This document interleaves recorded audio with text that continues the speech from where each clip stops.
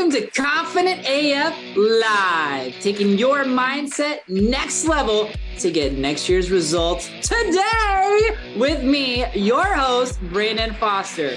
Are you a badass peep with big dreams, ready to turn your unrealistic goals into reality? Confident AF Live is the gateway to enormous new opportunities and unlimited possibilities. The unrealistic can suddenly become realistic for you if you believe it. Are you ready to take your dreams and results to the next level? Then stay tuned as we help crack open the door to new ways of impactful thinking and believing about yourself with mindset practices for badass people like you. Confident AF Live starts right now. Hello, everybody. Welcome to another live edition of Confident AF Live. My name is Brandon. I'm super excited to have you all here today. I am here to encourage, inspire, and uplift you to live your most joy-filled and abundant life in your personal life and in your business. And if you're a badass, welcome, because we only surround ourselves with badasses on this channel. So last week we had a really good, amazing talk about how letting go creates miracles. If you guys haven't listened to that episode, you want to make sure you listen to that one. That one was really, really good. Even Colton, my producer, was like, hey, that wasn't too bad. I was joking with him earlier today because he hasn't, Colton is one of the other producers that I work with. He hasn't listened to all of my episodes. And I asked him if he's listened. He said, no, not really. And I said, well, you're stuck with me today. So those of you who are listening, thank you so much for listening. If this is your first time listening, welcome. I could not be more joyful and grateful that you are here. And if this is your second, third, fourth, fifth, or 11th time listening, welcome back. I'm super excited for today's episode. Today's episode is all going to be about choosing love over fear, which is truly something that I continue to work on. I continue to challenge my husband to do. I continue to challenge my clients to do. I continue to challenge anybody who will listen to me to do, because it really has made incredible changes and the success of my businesses, incredible changes in my own personal life, and incredible changes in just how I view other people and how I view the world and how I view how much I'm adored and loved by my creator, which I think there's nothing better or more beautiful ever than that. If you haven't already, please make sure that you are following me on Instagram at Brandon R. Foster, and make sure you join our Facebook group community at Confident AF Mindset Practices. Okay, so let's talk about choosing love over fear. Where did I first hear about this concept? I'm pretty sure I heard about this concept from one of Gabby Bernstein's books. And I honestly don't remember what book it was, because I've read many of Gabby's books. We love you, Gabby. We appreciate your work. It also could be because I have been studying A Course in Miracles, which, if you guys are not familiar with that, it's considered a metaphysical text. And I don't even know really what that means. I think that just means like a divine download, no different than a preacher giving a speech or a sermon that is divinely inspired. But basically, A Course in Miracles, it's more skewed toward Christianity and faith-based, but it talks about how a miracle occurs when fear is replaced with love. And it's a very interesting concept to me. And the reason why it's such an interesting concept to me is because so many of our life's decisions and choices are based in fear. Like, our society is definitely a fear-based driven society. We are definitely running off of our amygdalas instead of our hearts. And a big piece of that is just because back in the day when we were like cavemen and cavewomen and cave whoever's, it was definitely survival mode all the time. Like, now I'm thinking about Jurassic World, and I'm thinking about the Indominus Rex and how scary that would be if you were just like with your family or your friends and like that came after you. And obviously a Indominus Rex is not a real dinosaur, but even if it was a T-Rex, right? And so when I really started to hear this idea and this process, I really started to apply it in my life and my business. And I'm really continue looking at how I can apply it more and just asking God to just continually replace all of my fears with love. And it's worked out pretty good so far. So that's why I want to talk about it. So the first thing I want to say about this is that there is a law of the universe called the law of polarity. And what the law of polarity states is that everything has an equal opposite. So there's a up, there's a down, there's a left, there's a right, there's a hot, there's a cold, there is fear, and there is love. And fear is always focused on a negative what if scenario is what fear is. Fear is always focused on a negative what if scenario, and its evil twin is worry, which, by the way, worry, while we're on the subject, worry, my favorite quote about worry is like a rocking chair. It gives you something to do, but you don't go any place and nothing is accomplished. Minus having a good nap if you're in a rocking chair. But you guys get the idea. Like, I think there's even a Bible verse that says, can you add onto your life by worrying? No, you cannot. Can you create more money by worrying? No, you cannot. And worry is definitely linked to fear because worry is focused on a fearful projection into your future. So that's how they're linked. Love is focused on wholeness, it's completeness, it's abundance, it's overflow, it's more than enough, it's satisfaction, it's knowing, it's just think about the love that you feel for people who have never judged you, like true people who have always loved you no matter where you have been in your life. This is also what, by the way, where a lot of people, when they lose a pet, it can be really traumatic for them. And the reason why losing a pet can be more traumatic than actually losing a human, whether it's a mom, a dad, a brother, a sister, or whoever, is because pets love us unconditionally. They don't care about your finances. They don't care about your skin color. They don't care about your sexuality. They don't care about your ethnicity. They don't care about whether you did or didn't go to college. They don't care about what your job title is. They don't care about any of that. And I believe with my whole heart that when we talk about God and universe's love being unconditional, I feel like in a lot of respects, the best example of that is like with your pet who doesn't care about anything and just loves you because you exist. And so love is always focused on the positive what if scenario, the positive outcome. And for any business owner or anybody who has a business, there are so many times in your business where you want to do something and your heart is leading you to do it, but you don't do it because you're afraid. And if you're afraid, it's because you're afraid that it's not going to work out, or you're going to be disappointed in the results, or you're going to spend the money and you're not going to have, and if it doesn't work out, then you're not going to have that money to spend, right?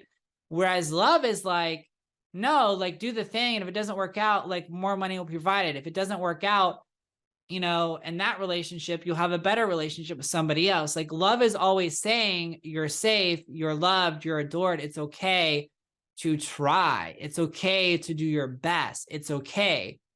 And the truth is, and I talk about this in my Born to Slay Mastermind, there's a whole video that I do on what's called cognitive reframing.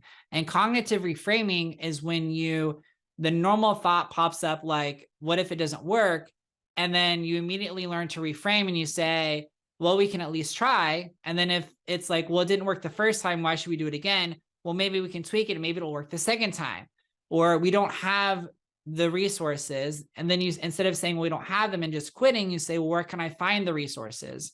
So that is definitely, cognitive reframing is really based in switching from that fearful lack mentality to that positive mentality And we're not talking false positivity. We're talking true positivity, which is built in love. And now that I've said the word false positivity versus true positivity, I'll just give you a quick definition of that, which has been very easy for me to understand, which is that false positivity ignores your current reality and current circumstance and says it's not real or it's not true to basically coerce yourself into feeling good. So it's like, no, I don't really have cancer when you've been diagnosed with cancer and you can see the scans. False positivity is when you say, no, my finances are fine, and you're like basically bankrupt. That's false positivity. True positivity is when you accept your current reality, your current situation, but choose to believe in healing and love and faith that good things are going to come from it. And you're excited and eager to see that unfold. And you're not going to allow that circumstance to dictate your happiness in your life. So I had a friend who was diagnosed with cancer, and unfortunately she passed away, but she changed my definition of beating cancer from one of you only beat cancer if you survive to no, you beat cancer regardless. Beating cancer is not dictated by whether you live or whether you die from cancer. Beating cancer is dictated by how your soul and how you show up in the world is spite the cancer.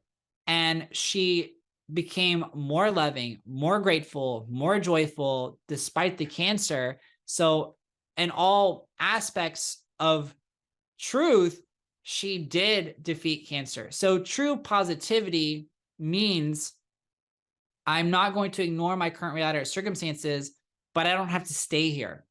I don't have to stay here. I have control over my thoughts. I have control over my actions, and I have control over my happiness. And I'm going to harvest all of the good and create enormous good from this situation. And so with love, that's what love does. Love takes any situation and harvests it for good. And it creates massive change in your life and your business by using love as the most powerful tool. Now, if any of you have ever listened to Abraham Hicks, she often teaches about the law of attraction. Some people consider her to be more New Age thinking. However, one thing that I do love that she said about Jesus was that Jesus healed people through love. And I really do believe that. I believe that's biblically sound. I believe, God is love. And if you think about what Jesus did with his miracles, it was it was love that actually healed people. And so whenever I think about business owners and I think about finances and I think about clients and I think about opportunities and relationships, I just continually think about now all the time, how can love transform the situation? How can love move through? How can love heal? How can love change what we do for the world? And it seems, as I'm saying it out loud, it seems so kumbaya, doesn't it? It seems so, let's just all love each other. But when you really get the grasp and the root of what this actually means, it's really, really deep. It's very, very profound. And it's very, very, very sincere. We're talking about like true, not true love as in like what Hollywood projects, but like true, unconditional love where you just want the best for people. And I remember when I was thinking about some family members that I thought I had forgiven, and it was another Gabby book I was listening to, and it was like, you've forgiven people when all the things you hope and pray for yourself, you're hoping and praying for them. And I was like, yeah, haven't totally forgiven those family members. And what allows us to forgive, what allows us to move through those things is love, is really what it is.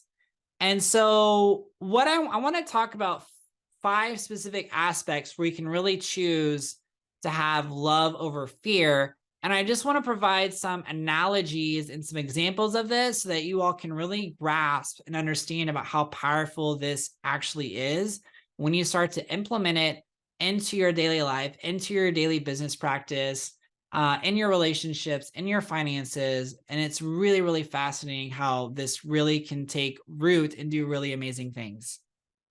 So the first one and the most basic one is thoughts, right? Every thought that you think is either going to be a fear-based thought that argues against yourself, that is a judgmental thought, which, by the way, judgment is a separation of love, or it's going to be a love-based thought, right? So whenever you say, I love my voice, it's a love-based thought. I'm happy with how I look. That's a love-based thought. I love seeing people do amazing things. Love-based thought.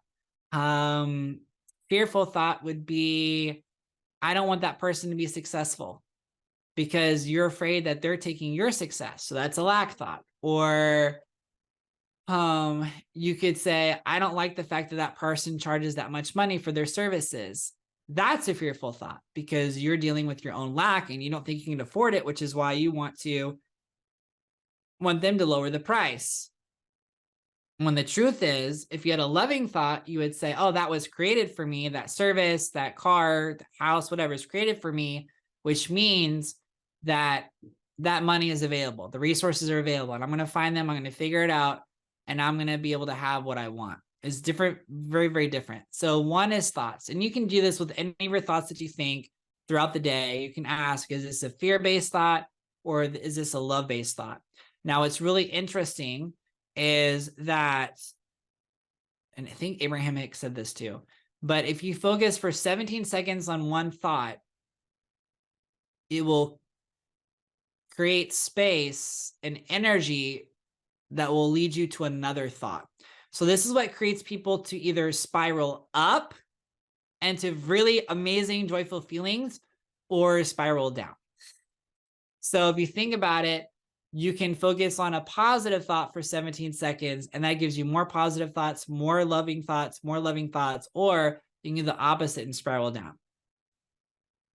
Number two is actions. So whenever we act, we're always either acting from a place of love or we're acting from a place of fear. And those are two totally different energies, and what you create from, you get more of. So if you start to ask yourself, am I acting from a place of love or am I acting from a place of fear? So an example would be, let's just take the example of a mom or a dad who is cooking for the family.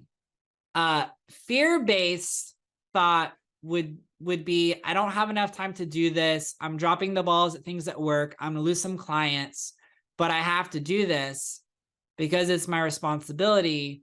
And it creates basically bitterness, anger, and resentment while they're actually cooking the dinner.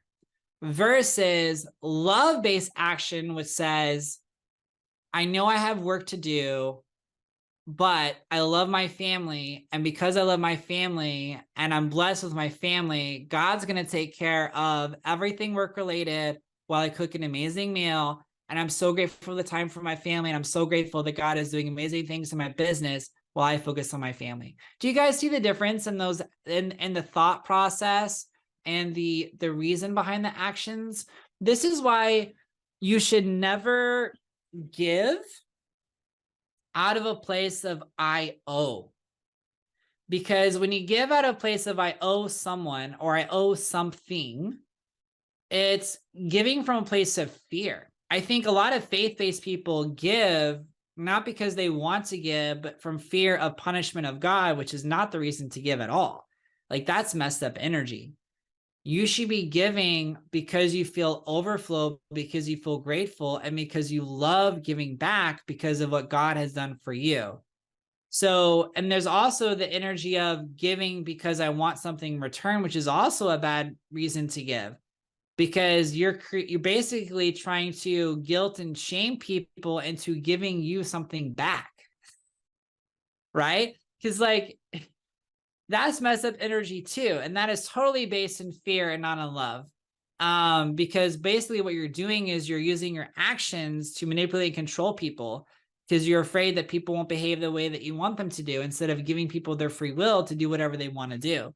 So your actions really are big in determining whether you're doing it from a fear-based mechanism or love-based. By the way, You want to know why there is so much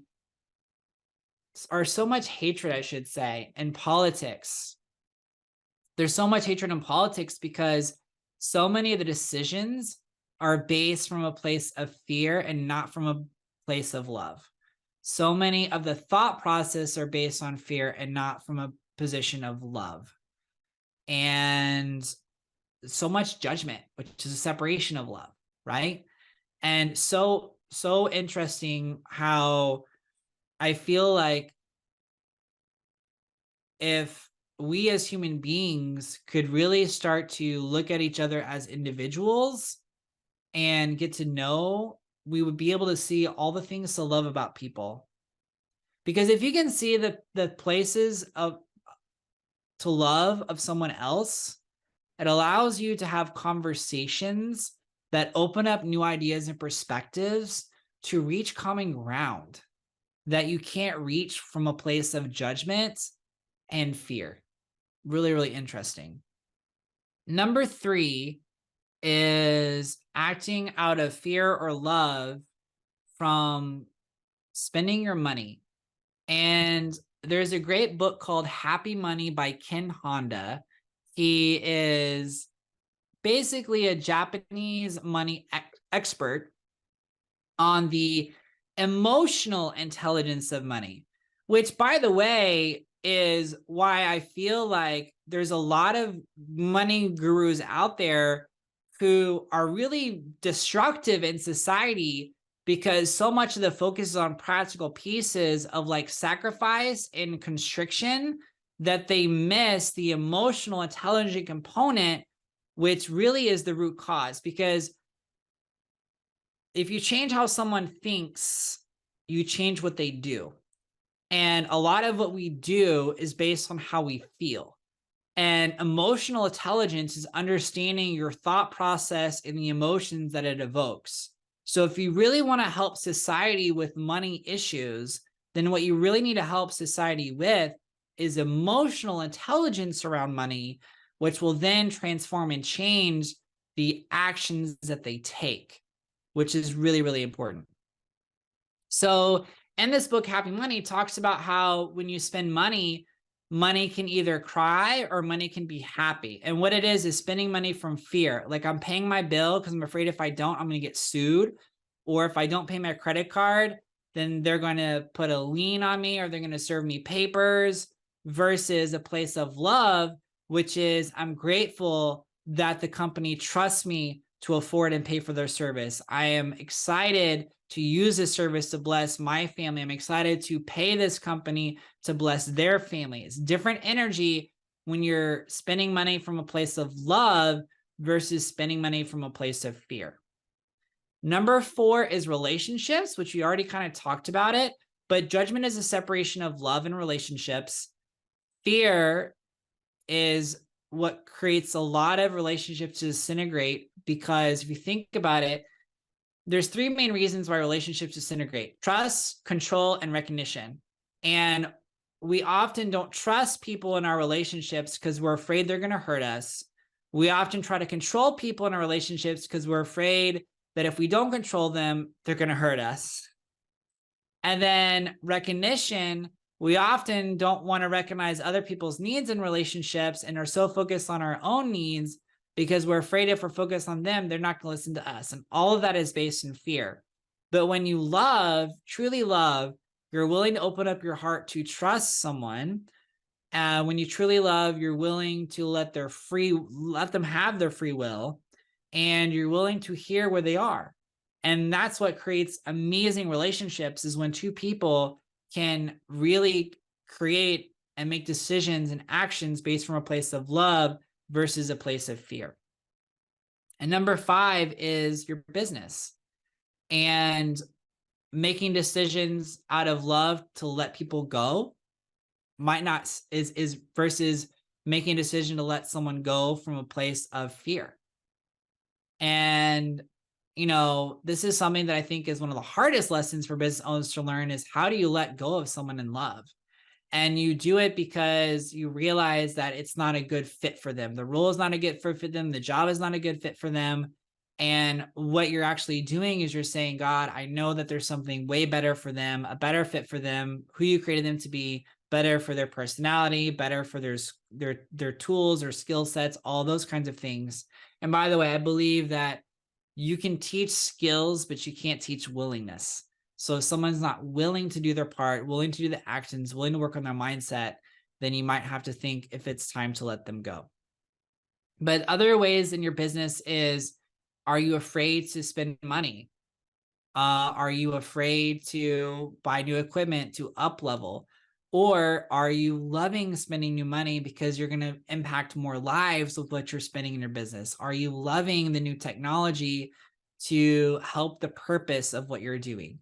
So everything you do is always going to be from a place of either love or a place of fear. And I strongly believe that the difference between acting love or fear is one word, and that's intention. And that just hit me as I'm going through this whole spiel, because I did not write that down on my piece of paper.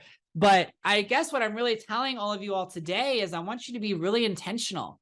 I want you to be very intentional with your thoughts, your actions, how you spend your money, your relationships, and your business. I want you to be really intentional on, am I acting and thinking from a place of fear, or am I acting and thinking from a place of love? Think about that today.